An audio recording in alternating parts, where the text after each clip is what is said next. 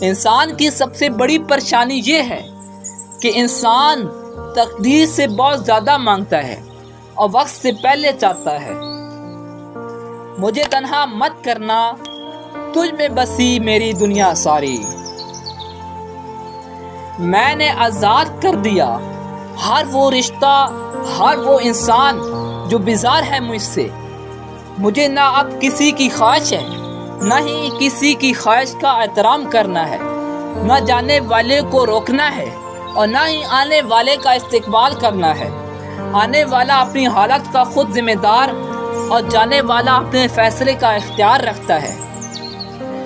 جب ہر چیز کو چھوڑ ہی جانا ہے تو پھر حاصل کیا، محرومی کیا، ہار کیا اور جیت کیا؟ خاموش لوگ دراصل اللہ کے خاص بندے ہوتے ہیں۔ الجھاؤ ان کی فطرت کا حصہ نہیں ہوتا۔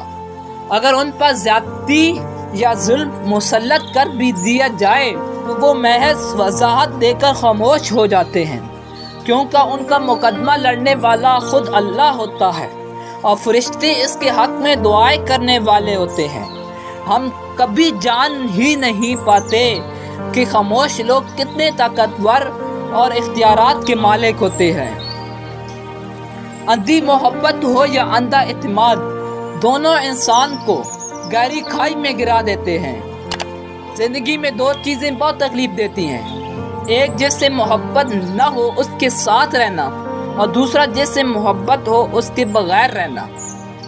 نیند آدھی موت ہے اور موت مکمل نیند ہے۔ پرسکون زندگی گزارنے کے لیے کمپرومائز بہت ضروری ہوتا ہے۔ جس چیز کو تم بدل نہ سکو اس کے ساتھ تم کمپرومائز کر لیا کرو۔ اپنی خواہشات کو کبھی بھی اپنا جنون مت بنانا، کیونکہ زندگی میں کچھ چیزیں ایسی ہوتی ہیں جو ہمیں کبھی نہیں مل سکتی۔ ایک شخص بن کر نہ جیو بلکہ ایک شخصیت بن کر جیو، کیونکہ شخص تو مر جاتا ہے لیکن شخصیت ہمیشہ زندہ رہتی ہے۔ بعض اوقات خاموشی اختیاری نہیں بلکہ مجبوری ہوتی ہے، کیونکہ انسان جھوٹ بولنا نہیں چاہتا اور سچ بول نہیں سکتا۔